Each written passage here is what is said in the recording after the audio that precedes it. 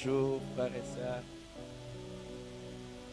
Que ce matin encore, que votre présence à cet endroit soit comptée déjà pour bénédiction dans votre vie. Alléluia.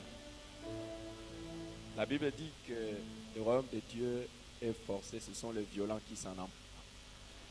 Quand vous apprenez l'art de l'acharnement spirituel, vous allez entrer maintenant dans la saison de l'acquisition de bénédictions du royaume de Dieu. Et que Dieu vous les accorde au nom de Jésus. Amen. Hier, nous avons commencé notre enseignement sur l'avantage de jeûner. Après avoir donné l'introduction où nous avons montré que c'est peut-être pas un enseignement populaire, mais un enseignement très important. Nous avons aussi montré que les hommes et les femmes de la Bible étaient des hommes et des femmes qui jeûnaient. Aussi, nous avons vu que ceux qui veulent réussir dans le domaine spirituel, ceux qui veulent réussir dans leur vie de prière, ceux qui veulent obtenir des résultats dans leur vie de prière sont des hommes qui prient. Et j'aimerais que nous puissions encore répéter ce que nous avons dit, les personnes spirituelles jeûnent. Dans la Bible, nous voyons que les personnes spirituelles jeûnent. Et même, nous allons le voir plus tard, même Jésus lui-même a jeûné. Et l'histoire nous montre également que les gens qui ont marqué le monde, qui ont laissé des traces dans le monde, c'était des personnes qui pratiquaient cette discipline spirituelle de jeûne. Quand on jeûne, quelque chose se passe. Il y a une différence entre ceux qui jeûnent et ceux qui ne jeûnent pas. Non seulement dans la qualité de leur vie, mais il y a aussi une différence, non seulement dans la qualité de la vie, mais dans les résultats qu'ils obtiennent dans la présence de Dieu.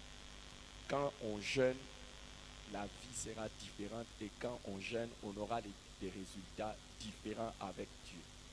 Alors nous avons commencé à répondre à la première question hier, qu'est-ce que c'est que le jeûne? Nous avons commencé à répondre à cette question, qu'est-ce que c'est que le jeûne? Nous avons vu le mot original, le verbe original qui nous rapporte, c'est là, jeûner. Il veut simplement dire, c'est couvrir la bouche. Nous avons vu que cela renvoie à un silence saint, un silence sacré. Tu fermes ta bouche devant les hommes pour que tu parles à Dieu. Mais encore bien plus, tu t'abstiens de manger dans le but d'être en communion avec Dieu.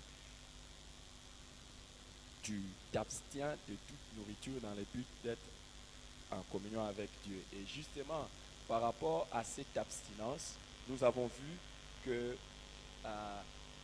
l'abstinence de la nourriture, dans l'abstinence de la nourriture, il y a plusieurs formes de jeûne. Nous avons parlé de jeûne absolu, c'est-à-dire l'abstinence totale. Donc, on ne boit pas, on ne mange pas. Ça, c'est le jeûne absolu. Nous avons fait juste une petite remarque là en disant qu'il ne faudra pas que ça puisse excéder 72 heures, c'est-à-dire 3 jours. Quand on ne mange pas, on ne boit pas, on ne mange rien, on ne boit rien. Là, c'est le jeûne absolu. Donc, nous avons parlé aussi de jeûne complet. Le jeûne complet, lorsque on ne mange pas, mais on ne prend que de l'eau, juste de l'eau, juste de l'eau. Pas d'autres jus de fruits ou du lait ou quoi que ce soit. Le jeûne peut aussi être partiel, comme nous l'avons dit. Le jeûne peut être partiel, c'est-à-dire on s'abstient de certains repas. Par exemple, on peut commencer par s'abstenir de tout, mais on prend que des jus, on prend que du lait. Là, on parle de jeûne liquide. On peut aussi consommer un repas particulier. On s'abstient de tous les autres repas, mais vous prenez seulement un seul repas particulier. Vous dites, par exemple, moi, je vais commencer à manger que du pain pendant un temps. C'est aussi un jeûne partiel. Mais nous, on dit qu'il s'agit d'un jeûne partiel. Il ne faut pas que vous puissiez faire en sorte que vous mangez presque la même manière. Vous dites par exemple que non, pendant c'est vrai qu'en train de manger les légumes, mais vous augmentez la quantité de votre légume, ça puisse compenser tout ce que vous ne mangez pas. Ou bien vous mangez que les légumes, vous mangez ça copieusement le matin, copieusement à midi, copieusement le soir. Ça n'aura pas d'effet dans votre vie et ça ne ressemblera pas à un jeûne, mais juste un changement de régime. Alors, donc là, nous avons parlé de ça, mais il y a une chose très importante que nous avons dit, étant un exercice à la piété, nous devons évoluer dans notre vie de jeûne et prière. Si, moi je vous ai donné mon exemple, quand je m'étais converti, le premier jeûne que j'avais, je m'étais arrêté à midi. C'était terrible. Vous savez, bon, par la grâce de Dieu, je m'étais converti à 18 ans, ce qui était bien tard, vraiment. Je l'ai toujours regretté, je le regretterai toujours. J'aurais dû me convertir plus tôt. Il y a beaucoup de choses que j'allais éviter dans ma vie. Alors, mais à 18 ans, vous voyez un jeune de 18 ans, la première fois que j'ai jeûné, c'était jusqu'à midi. Et pour moi, c'était un record. Pour moi, c'était un record. Et après, je me rappelle, aller jusqu'à 18h, jusqu'à après 20h, jusqu'à faire toute une journée. Donc, normalement, comme la Bible nous demande de faire des progrès à tous égards, aussi dans le domaine de jeûne et de prière, nous devons faire des progrès. Si vous ne faites pas de progrès dans le domaine de jeûne et prière, il y a aussi un petit ça ne va pas dans votre vie. Il y a un ça ne va pas dans votre vie. Il faut aussi faire des progrès dans cette vie de jeûne et de prière. Alors, nous avons vu aussi que la même réalité de faire des progrès peut se retrouver plutôt à l'inverse. Des gens qui jeûnaient beaucoup, qui ont rétrogradé. Ça ne sera pas ton cas au nom de Jésus. Et si tu étais déjà en train de rétrograder, je prie qu'à travers ces temps d'enseignement et ces temps de prière, que le Seigneur te restaure et que tu reprennes ta vie de jeûne et de prière. Nous avons vu dans la Bible qu'il y a des gens qui ont continué à jeûner jusqu'à l'âge de 80 ans. Donc il n'y a personne ici, nous avons regardé dans notre auditoire ici, personne n'avait 80 ans pour dire qu'il était déjà à l'âge passé où une épouse a jeûné. Donc nous pouvons encore continuer à jeûner. Et les amis, nous avons parlé de plusieurs formes de jeûne, déjà dans l'abstinence de la nourriture, juste pour faire comprendre que, par exemple, nous avons dit que le jeûne partiel permet de jeûner et de continuer les activités de la vie normale. Vous pouvez jeûner de manière partielle et vous continuez votre activité normale. Si vous êtes professeur, vous êtes enseignant, vous êtes homme de métier, vous êtes charpentier, vous êtes maçon, mais vous pouvez jeûner, vous pouvez être, je ne sais pas qu'est-ce que vous faites dans la vie, mais si vous jeûnez de manière partielle, vous pouvez le faire. C'est la raison pour laquelle vous pouvez même être malade, vous pouvez même être sous cure, mais continuez à jeûner, c'est-à-dire à avoir un type de jeûne particulier qui vous permet d'aller dans cette activité. Donc il n'y a pas une raison valable pour qu'une personne puisse dire je ne peux pas jeûner. Vous pouvez jeûner même en étant en train de faire les examens au niveau de l'université ou au niveau de quoi que ce soit. Seulement prenez un type de jeûne qui vous permet de passer votre temps dans la présence du Dieu. Et donc il n'y a pas une raison quelconque où vous pouvez dire que je ne peux pas jeûner. Évidemment, comme je l'ai dit, il y a plusieurs formes de jeûne. Mais pour compléter cette réponse à la question de savoir ce que c'est le jeûne, nous avons parlé de l'abstinence de la nourriture. Mais dans la Bible, nous allons voir que le jeûne n'est pas simplement l'abstinence de la nourriture. Il y a aussi l'abstinence de certaines choses légitimes. Donc le jeûne est également l'abstinence des choses légitimes en vue de vaquer à la prière. L'abstinence des choses légitimes en vue de vaquer à la prière. Par exemple, il peut s'agir de l'abstinence du travail. On s'abstient du travail, on se dit je ne peux pas travailler pendant un temps pour m'adonner à la prière. Il peut s'agir de l'abstinence de confort. Quand je dis l'abstinence de confort, c'est-à-dire la manière confortable de vivre. Vous vous dites, je vais m'abstenir de ça pour vaquer à la prière. L'abstinence du travail, vous savez quel était le travail de Jésus? Qu'est-ce que Jésus faisait comme travail? Il était charpentier. Jésus était charpentier. Et quand il a décidé de jeûner pendant 40 jours, c'est-à-dire qu'il a arrêté son travail de charpentier. Et il est allé vaquer à la prière. La même chose, vous allez voir par exemple pour Moïse, quand Dieu l'a appelé pour jeûner, il a arrêté son ministère pour se retirer dans la présence de Dieu. Mais ça peut être également le confort. Vous vous abstenez de confort. Quand vous voyez plusieurs personnes qui jeûnaient dans la Bible, vous allez voir qu'ils se soustraient de la vie normale. Ils se mettaient à part la vie normale. Par exemple, Moïse, pour jeûner, il a dû aller à la montagne. À la montagne, là, il n'y a pas de lit, il n'y a pas de salle de bain, il n'y a pas de douche, il n'y a pas de chaise. C'est une vie d'inconfort.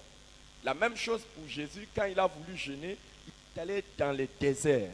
Donc ça, on s'abstient de certains conforts. Donc une personne, pour vaquer à la recherche de Dieu, pour chercher une communion intense avec Dieu, peut se dire, j'abandonne par exemple mon lit. Il y a des gens qui peuvent dire, comme certains font, je vais passer un temps dans l'église. Donc il vient passer un temps dans l'église, il abandonne la vie normale de tout le jour. Il vient se mettre dans une condition qui permet de rechercher une intimité plus profonde. Je laisse un peu ce que je fais chaque jour. Je laisse mon lit. Évidemment, si vous dormez déjà sur une natte, vous n'allez pas dire je laisse la natte pour aller. Donc, cherchez quelque chose qui vous coupe de votre vie normale et qui vous plonge dans la présence de Dieu. Et ça peut être aussi l'abstinence, comme nous le voyons dans la Bible, des relations sexuelles. Pour ceux qui sont, évidemment, c'est un besoin légitime entre mari et femme d'aller ensemble. Mais dans certains jeunes, on peut convenir. Et là, nous allons revenir sur ça plus tard.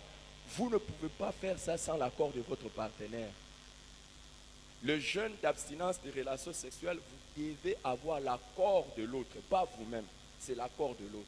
Alors, vous pouvez vous dire aussi, pendant un temps, nous n'allons pas nous mettre ensemble avec ma femme ou avec mon mari pour rechercher la face de Dieu.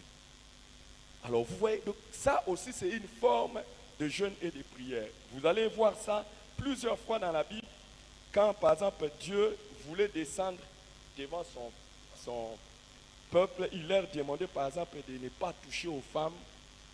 C'est pas que c'est impur, non. C'est pas que c'est impur. C'est légitime. Le travail, c'est légitime. Dormir dans les conforts, c'est légitime. Mais on peut s'en abstenir juste pour vaquer à la prière. Et pourquoi on doit s'en abstenir pour vaquer à la prière? Même la nourriture, c'est quelque chose de légitime. Nous allons revenir sur ça. La nourriture, elle est bonne. Et les relations intimes, les relations sexuelles sont très bonnes dans les mariages. Elles sont aussi bonnes. Mais on peut s'en abstenir. Pourquoi? Parce que ce sont des choses qui peuvent nous absorber et nous empêcher des fois de nous consacrer dans la recherche de l'intimité avec Dieu. Vous savez par exemple que quand nous sommes dans nos relations de mariage, la Bible dit que celui qui est marié s'inquiète des moyens pour plaire à sa femme ou à son mari. Donc vous cherchez à plaire à votre mari ou à votre femme. Et ça prend votre préoccupation, ça prend votre énergie morale, ça prend votre énergie physique. Je n'ai pas besoin de m'étaler dans des détails, mais vous savez que les relations sexuelles prennent l'énergie physique, prennent l'énergie morale. Et ça peut être quelque chose qui peut être mis de côté, on peut le mettre de côté pour se consacrer à la recherche de Dieu. Donc voilà, le jeûne est également cela. C'est prescrit dans la Bible. Comme je l'ai dit, dans l'Ancien Testament, déjà, Dieu, quand il descendait, il demandait à son peuple de se mettre à part. Et l'apôtre Paul dit aussi qu'on peut se séparer avec sa femme pour raison de prière. On peut se mettre de côté pendant un temps pour raison de prière. Mais dans ce cas-là, l'apôtre Paul demande que ça ne soit pas très long. Pourquoi? Parce que ça va exposer à la tentation. Donc, voilà un peu. Ça, c'est aussi le jeûne et la prière. Mais ce qu'il faut comprendre aussi de jeûne et de la prière, c'est que le jeûne est également une expression de consécration. Le jeûne est une expression de consécration. Quand on est en train de jeûner, on est en train de se consacrer, de se donner totalement à Dieu. Dans Romains chapitre 12, 1 à 2, on nous demande d'offrir nos corps comme un sacrifice vivant à Dieu. Romains 12, 1 à 2. On nous demande d'offrir nos corps comme un sacrifice. Donc quand je suis en train de jeûner, je suis en train de consacrer mon corps à Dieu. Je dis, Seigneur, mon corps c'est à toi. Je te l'offre. Je me donne entièrement à toi. En fait, c'est un peu comme si je m'oublie moi-même. Je me donne à toi. Je te consacre ça. Et comme un sacrifice vivant. S'il vous plaît. Pour nous, Dieu a besoin d'un sacrifice vivant. Il n'a pas besoin d'un sacrifice mort. Jésus-Christ est déjà mort. Il ne faut pas mourir. Donc il ne faut pas jeûner au point de mourir. Est-ce que quelqu'un comprend? On s'offre soi-même. Donc il faut jeûner avec toute l'intelligence et rester en vie. Et on s'offre. C'est une expression de consécration à Dieu. Qu'est-ce que ça veut dire? Quand je jeûne, je suis en train de dire à Dieu, je t'offre la première place de mon cœur. Je t'offre l'avantage par rapport à mes conforts, par rapport à tout ce que je peux désirer, à mes désirs, à tout. Je m'offre à toi. Je donne mon corps à toi. C'est mon corps qui t'appartient. Et ce qu'il faut aussi dire, en compréhension à cela, c'est que le jeûne est l'expression donc d'abandon total à Dieu. C'est l'expression d'abandon total à Dieu. Ça dit que tu t'abandonnes totalement à Dieu. Tu te dis, toi et toi seul. Toi et toi seul. Toute ta vie, tu l'abandonnes à Dieu. Tu le donnes à Dieu. Une autre manière de comprendre le jeûne, c'est une expression d'absolue dépendance à Dieu. Absolue dépendance à Dieu. Quand tu es en train de jeûner, tu es en train de dire, je dépends de toi. Je dépends de toi. Ça, ce n'est plus l'affaire de ma force. Ça, ce n'est plus l'affaire de ma volonté. Ce n'est plus l'affaire de ma sagesse. Mais je dépends de toi. Je donne un exemple. Lorsque vous êtes, y a-t-il des parents ici? Y a-t-il des parents qui sont ici? Vous savez que l'une des bonnes manières de faire, nous allons revenir sur ça, l'une des bonnes manières de faire est de consacrer un jour spécial de jeûne et prière pour un enfant. Tu dis par exemple que tel jour, je vais jeûner pour Niclette. Tu passes toute l'année dans la présence du Seigneur pour Niclette. Vous savez ce que ça veut simplement dire? Seigneur, l'éducation de Niclette, l'éducation de cet enfant, sa vie et son avenir, je ne crois pas que moi je le peux. Je dépends de toi. Est-ce que quelqu'un comprend ça? Donc, toute sa vie, je dépends de toi. Donc, son éducation, quand tu es en train de jeûner, tu montres une dépendance totale à Dieu. Quand tu es en train de jeûner, par exemple, tu jeûnes pour ton travail. Tu jeûnes pour ton travail, tu jeûnes pour tes affaires. Ça veut simplement dire que Seigneur, je ne compte pas sur mes capacités. Je ne compte pas sur ma sagesse. Je me rends compte que sans toi, ce travail, je ne réussirai pas. C'est pour ça que le jeûne amène quelque chose d'extraordinaire. Parce que là, tu es maintenant en train de dire à Dieu, je lâche tout entre tes mains. Est-ce que quelqu'un comprend ça? Au fait, quand par exemple tu travailles et que tu ne pries pas ou tu ne jeûnes pas pour ton travail, ça veut dire que tu comptes sur ta propre force, tu comptes sur ta propre sagesse, tu comptes sur tes propres capacités. Mais lorsque tu jeûnes, tu es en train de dire, Seigneur, cette situation, non, ma sagesse, mes techniques, mes pensées, tout ça, je mets un peu de côté. Maintenant, c'est toi. Est-ce que tu comprends un peu? C'est l'expression d'abandon total. Donc, il y a des fois, nous cherchons des solutions de manière humaine. Mais lorsque quelqu'un commence à jeûner, il est simplement en train de dire, Seigneur, je crois que tout ce que je suis en train de faire n'est rien par rapport à ce que toi tu vas faire. C'est pour cela que, naturellement, on pourrait dire que pendant le jeûne, on donne le relais à Dieu. On dit, non plus moi, mais c'est toi, Seigneur, prends les choses en main. Ma situation professionnelle, ma situation familiale, ma situation physique, je les mets à toi. Ma situation spirituelle, je les mets à toi. Quand quelqu'un est en train de jeûner, il est simplement en train de dire, Seigneur, j'ai beaucoup lutté contre ces péchés. Maintenant, j'ai besoin de toi. C'est toi qui dois prendre le relais. C'est toi qui vas m'aider. N'est-ce pas extraordinaire? N'est-ce pas fantastique? N'est-ce pas fantastique? Et des fois, nous essayons de nous-mêmes. Des fois, nous essayons de nous-mêmes. Mais putain, combien de fois nous échouons aussi? Laissons un peu les choses à Dieu. Et nous verrons que celui qui a dit que ceux qui se confient en moi ne seront jamais confus va faire quelque chose en notre faveur. Alléluia.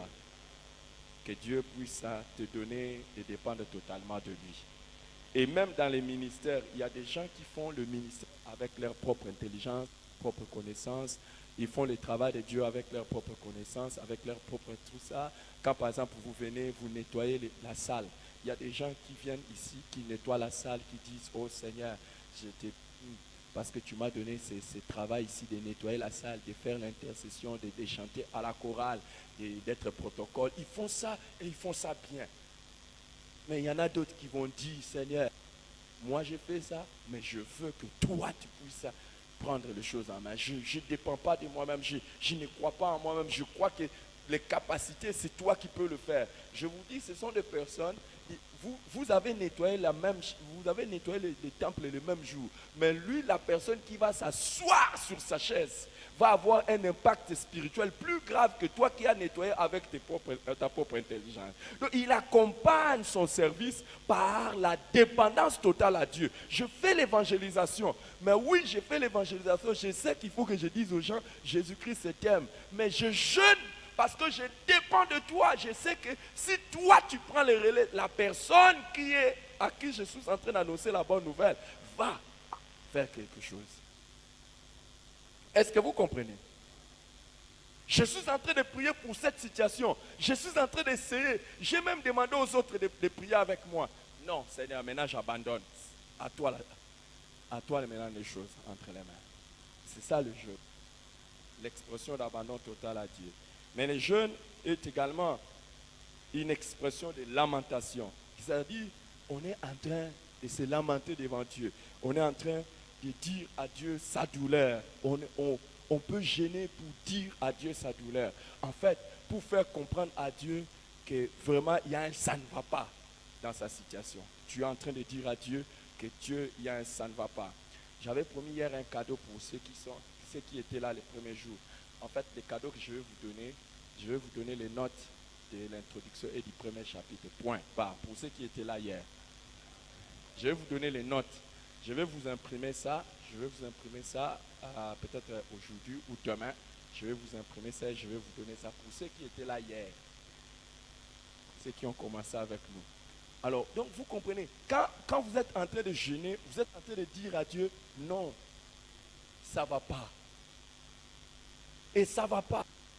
Vous savez, nous allons revenir sur ça. Il y a des gens, des fois ils prient, et ils prient, ils mangent. Ils mangent. Après, il va vous dire, non, ma situation vraiment me dépasse. Amis, regardez quand vous êtes éprouvé et que vous avez perdu un être cher, est-ce que vous avez l'appétit? Est-ce que vous avez l'appétit? On vous demande même de dormir, on doit vous supplier pour dormir. Pourquoi? Parce qu'il y a une situation qui vous dépasse. Il arrive aussi sur le plan spirituel que vous puissiez avoir une situation qui vous dépasse et vous dites à Dieu, ça ne va pas.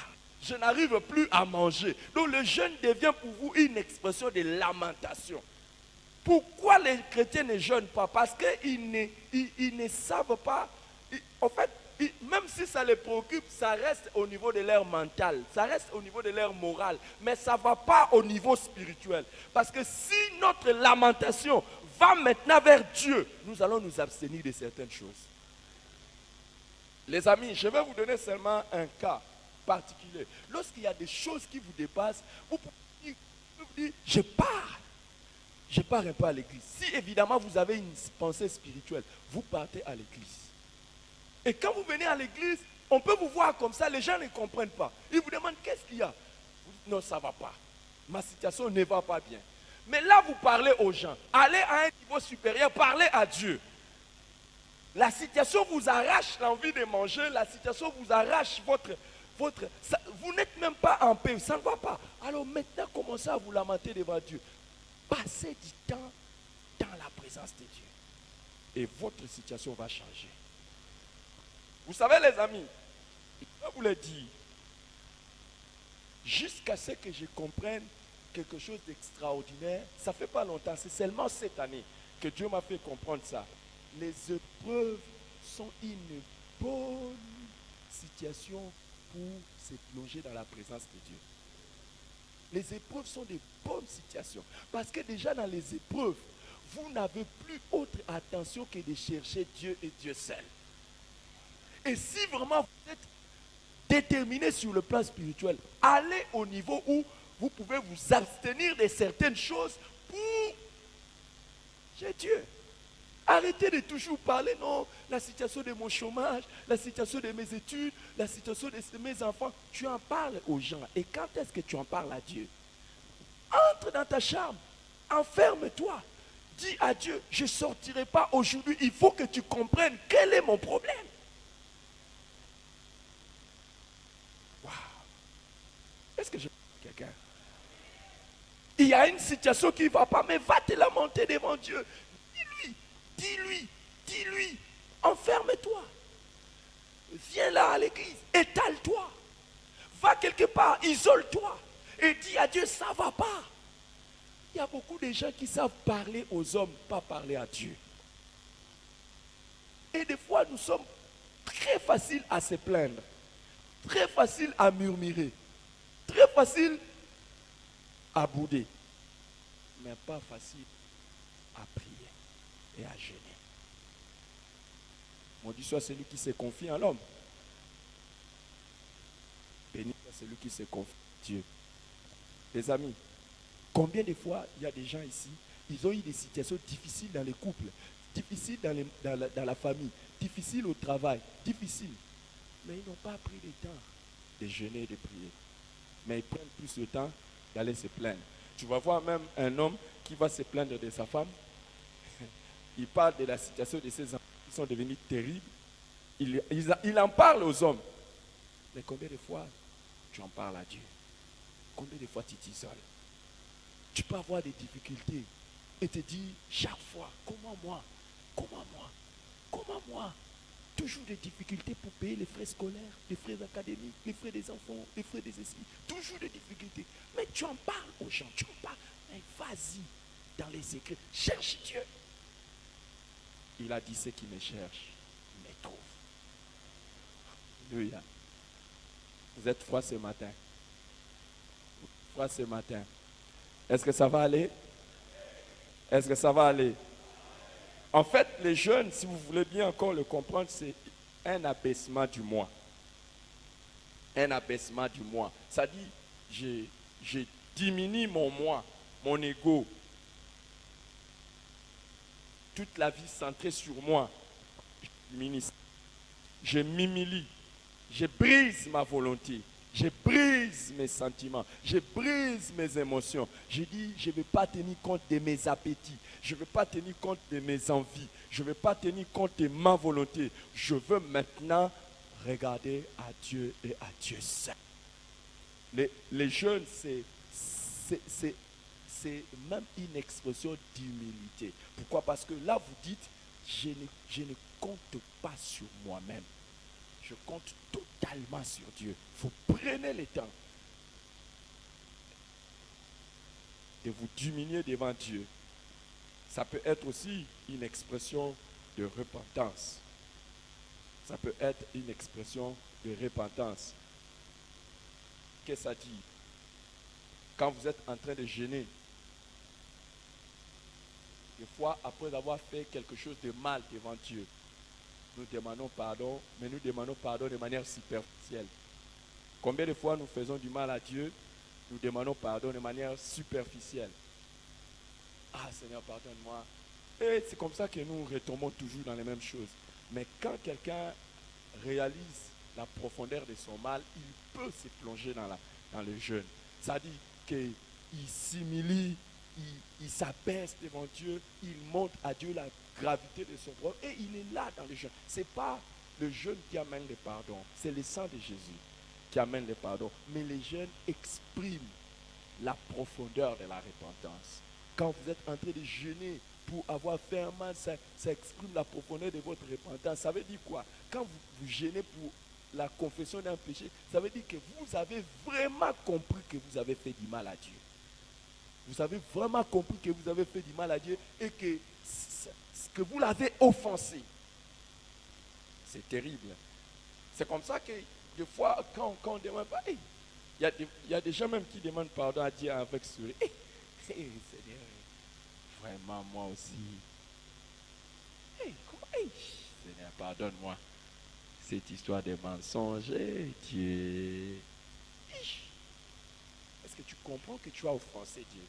Le jeûne peut être cette expression de repentance devant Dieu.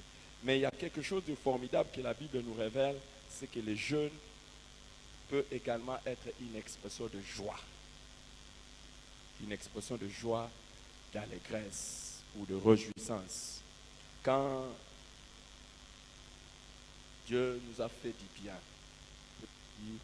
je laisse tout, je me consacre à toi pour me réjouir de ce que tu as fait et te dire merci dans tout ce que tu as fait. Et on peut être en train de le célébrer, de le louer pour tout ce qu'il a fait. Zacharie, chapitre 8, 18 à 19. Vous allez voir qu'il y a des jeûnes de réjouissance. On peut être aussi en train de jeûner pour se réjouir. J'aimerais que nous puissions passer quelques temps dans la prière maintenant. En fait, quand on est en train de jeûner, on se débarrasse de tout ce qui peut faire obstacle à la prière. Demain matin, nous allons voir pourquoi il faut jeûner. Et surtout que c'est demain matin que nous allons commencer nos 3 journées de jeûne et prière. Demain matin, on va commencer mercredi, jeudi, vendredi. Nous allons avoir 3 journées de jeûne et prière. Le matin, je vais enseigner pourquoi nous devons jeûner. Je vais vous donner plusieurs raisons pour lesquelles nous devons jeûner. Alors, j'aimerais que nous puissions passer un moment dans la prière. Alors que nous avons incliné nos têtes dans la prière, le premier point de prière que nous allons faire, Seigneur, aide-moi à me débarrasser de tout ce qui m'empêche d'être en communion avec toi. Commence à prier le Seigneur. Aide-moi à me débarrasser de tout ce qui m'empêche d'être en communion avec toi dans la prière. Commence à prier le Seigneur. Cela est très important. Cela est très, très, très important. Ta communion avec Dieu est quelque chose d'extraordinaire. Il y a des gens, c'est seulement la distraction.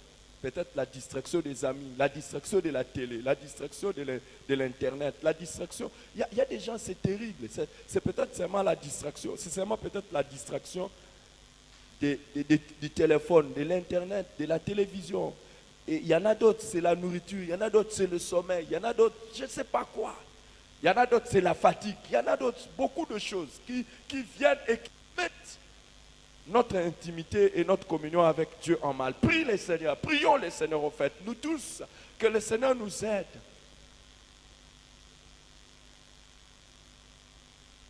Alléluia. Alléluia. Alléluia.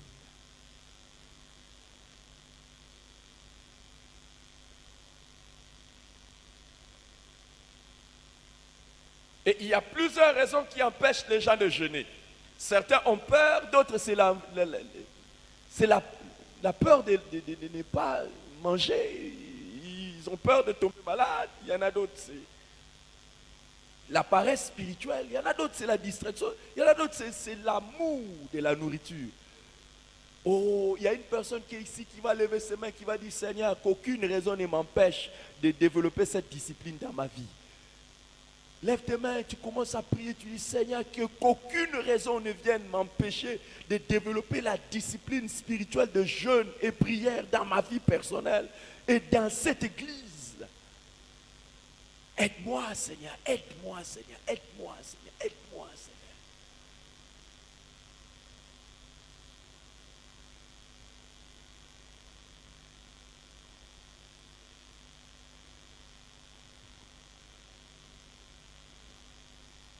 C'est pas aujourd'hui tu jeûnes, demain tu jeûnes pas.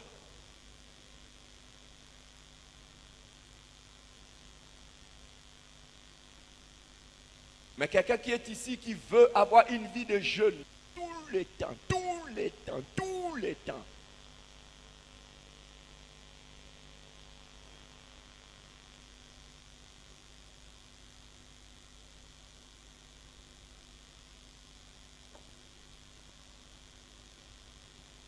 Il y en a qui disent toujours, moi je suis faible dans les jeûnes. Pourquoi toi tu vas être faible dans les jeûnes? Et ceux qui jeûnent là, ils sont comment? Est-ce que tu peux prier ce matin et dire à Dieu, Seigneur, aujourd'hui je prends la décision. Aujourd'hui je prends la décision. Aujourd'hui je prends la décision.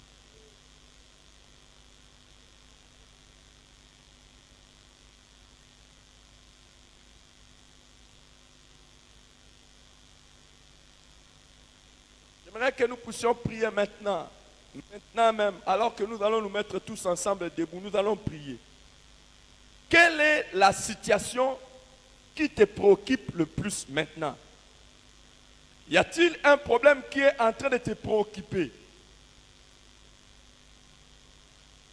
Si tu as des choses en main, allez baisser s'il te plaît. Y a-t-il quelque chose qui est en train de te préoccuper? Et tu sais que Dieu est capable de les résoudre. Tu lèves tes mains et tes yeux vers Dieu. Lève tes mains et tes yeux vers Dieu. Parle-lui et dis-lui que tu crois que lui seul est capable de te sauver. Lui seul est capable de t'aider. S'il y a une situation, et s'il y en a plusieurs, où maintenant tu te dis c'est fini, je ne compte plus sur moi.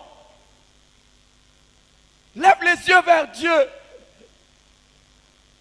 Ça peut être la situation de ton travail. Maintenant tu n'as plus rien. Tu dis Seigneur, c'est fini. Maintenant c'est ton affaire. Abandonne-toi à Dieu. S'il te plaît, fais cette prière de tout ton cœur ce matin. Ma prière est que cette semaine ne s'achève pas, que Dieu commence à intervenir en ta faveur.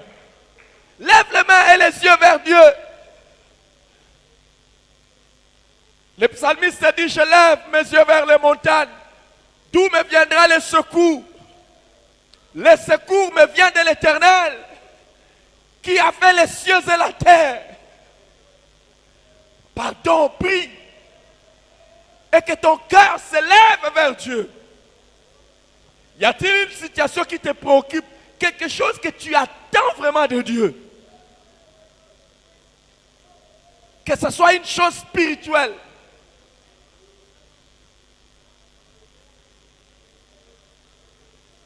Ah, Père.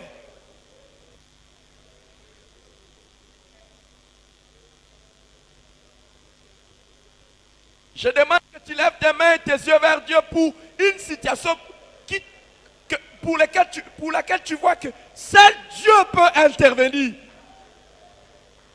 Et il va le faire.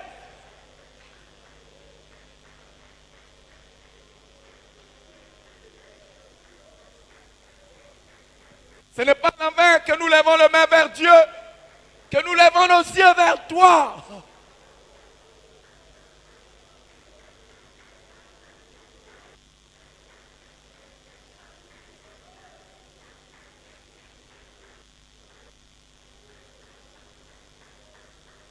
Rien n'est impossible à Dieu.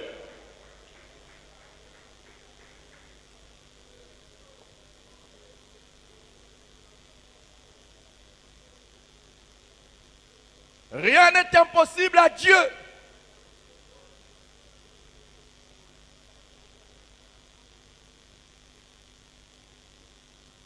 Alors que vous avez vos mains levées, Recevez cette bénédiction. J'ai pris, Seigneur, pour celui ou celle qui est en train de prier avec fardeau dans le cœur. Tu as dit, venez à moi, vous tous qui êtes fatigués et chargés, je vous donnerai du repos. Que cette parole s'accomplisse pour ton enfant, au nom de Jésus. Seigneur, tout celui qui a prié avec un fardeau, Seigneur, je te prie, toi le Dieu qui exauce les prières, exauce-le ce matin.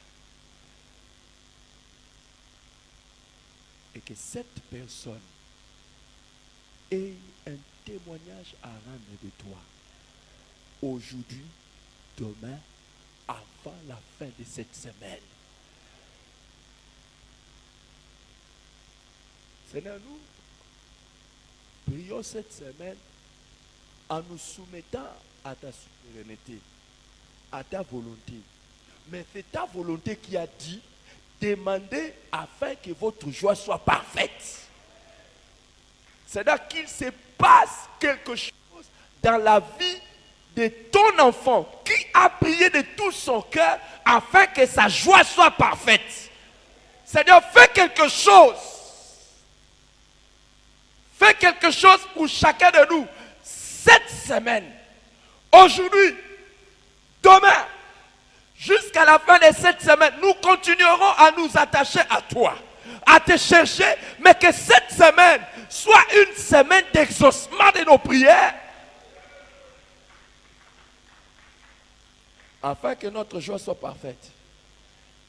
Il y a des choses que nous sommes en train de te demander et qui ne peuvent venir qu'après cette semaine. Par exemple, cette femme et cet homme qui est en train de te demander l'enfant. L'enfant ne peut naître qu'après 9 mois. Mais Seigneur, que cette semaine, cette personne l'obtienne. Mais que tu fasses aussi quelque chose pour lui, pour elle, afin que sa joie soit déjà parfaite. Toi, tu as dit dans ta parole que tu nous donnes au-delà de ce que nous demandons et pensons. Je demande que cette semaine, que tu visites chaque personne. Père, qu'aucune personne ici ne manque un témoignage. Seigneur, j'ai prié qu'aucune personne ne manque un témoignage. Et que, Seigneur, par-dessus tout, tu donnes à chacun de tes enfants la reconnaissance pour reconnaître que ce que tu vas faire vient de toi.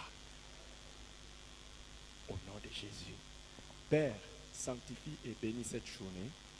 Fais-nous énormément du bien. Il y a eu des journées que nous avons affrontées avec toi. Mais cette journée, c'est notre journée de domination. Cette journée, c'est notre journée de domination. Cette journée, c'est notre journée de domination. Cette journée, c'est notre journée de domination. Cette journée, c'est cette journée de domination. Tu as dit, dominez sur la terre, dominez sur les animaux, dominez sur les oiseaux, dominez sur toute créature. Cette journée, c'est notre journée de domination. Tu as dit, assieds-toi à ma droite jusqu'à ce que je fasse de tes ennemis ton marchepied. Aujourd'hui, c'est notre journée de domination. Aujourd'hui, c'est notre journée de domination. Aujourd'hui, nous allons dominer sur tous nos ennemis au nom de Jésus. Nous allons dominer sur tous nos ennemis au nom de Jésus. Nous allons dominer sur tous nos ennemis. Nous avons dit tous les ennemis. Pas quelques ennemis, mais tous les ennemis au nom de Jésus-Christ. Les ennemis que nous connaissons et les ennemis que nous ne connaissons pas. Mais nous allons dominer sur eux au nom de Jésus-Christ. Quand nous disons dominer sur les ennemis, dominer sur toutes leurs attaques, dominer sur tous les pièges, dominer sur leurs stratégies, dominer sur leurs complots, dominer sur leurs manœuvres. Au nom de Jésus-Christ.